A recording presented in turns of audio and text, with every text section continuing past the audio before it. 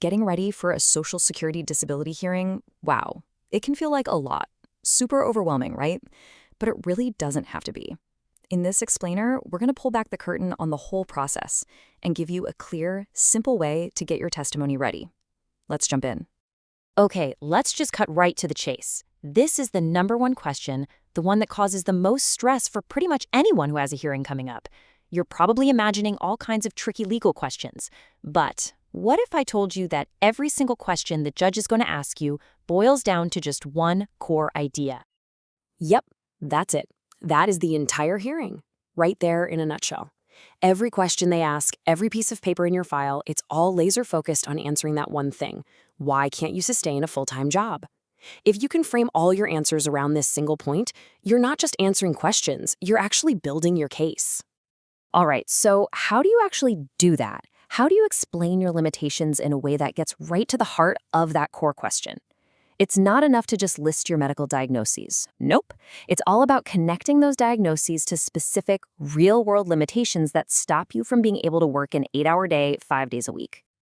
And the good news is, you're not just guessing here. There's a system for this. The SSA has a very specific way of looking at everything, and they organize all your symptoms and issues into 2 main categories.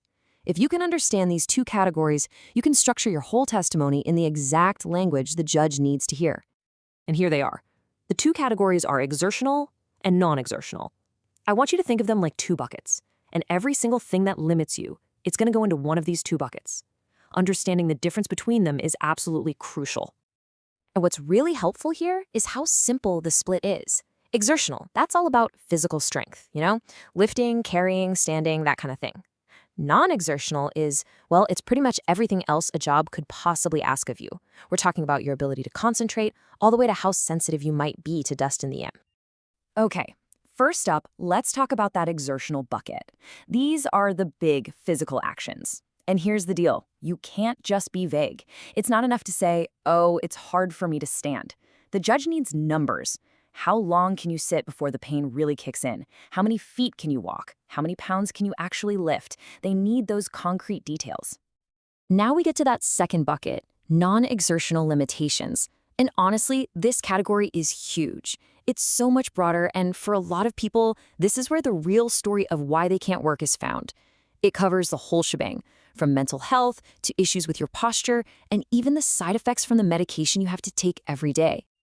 And wow, just look at this list. This really shows you the range we're talking about, right? Think about it. Can you actually stay focused for 2 hours straight? A lot of jobs just assume that you can. What about your vision? Almost every single desk job requires decent eyesight. Can you stoop down, reach over your head?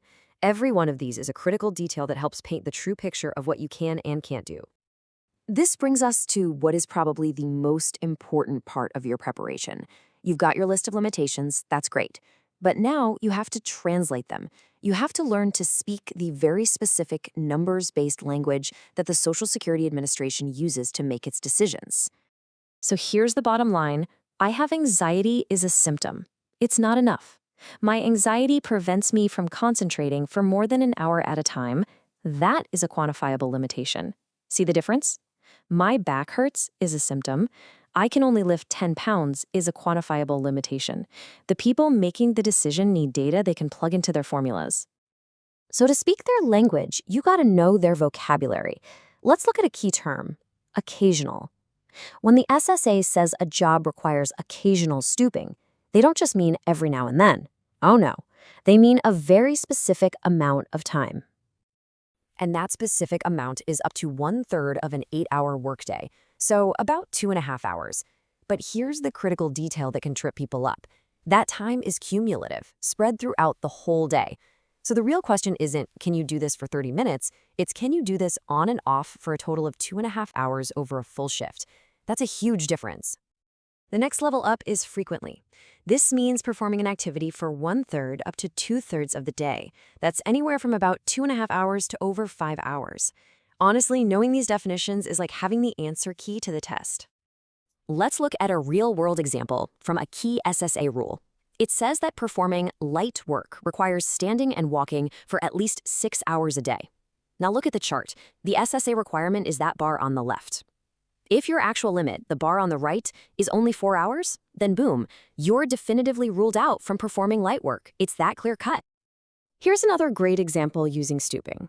As you can see, both sedentary and light work require occasional stooping. And remember, that's up to 2.5 hours a day. But look at medium work. It jumps to frequent. This means that if your medical condition prevents you from stooping for even that occasional amount of time, you are ruled out from all 3 of these work levels based on that one limitation alone. Okay, so you get the framework and you're learning the language, but what about the person on the other side of the table, the administrative law judge, or ALJ? It's so easy to be intimidated, but let's take a moment to really understand their role. Here's a helpful way to think about it. Think of them less as a courtroom judge and more as an expert administrator. Their goal isn't to catch you in a lie. It's to check the boxes required by the regulations. You know, they actually used to be called hearing examiners, and that title really captures the job.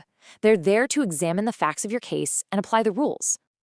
And they are incredibly experienced. I mean, the typical path involves graduating law school, getting hired by the SSA, and then spending about 7 years working inside the agency. It's almost like a medical residency, but for regulations. They learn the system inside and out before they ever sit on the bench. They are true experts. And at the end of the day, they are just people trying to do their job correctly, trying to apply all these rules fairly, and trying to make a sound decision based on the evidence that's presented to them. Your job is simply to give them the specific, quantified evidence they need to do that. So let's bring all of this together into a clear, actionable game plan. Based on everything we've just covered, here is exactly what you need to do to prepare for your hearing.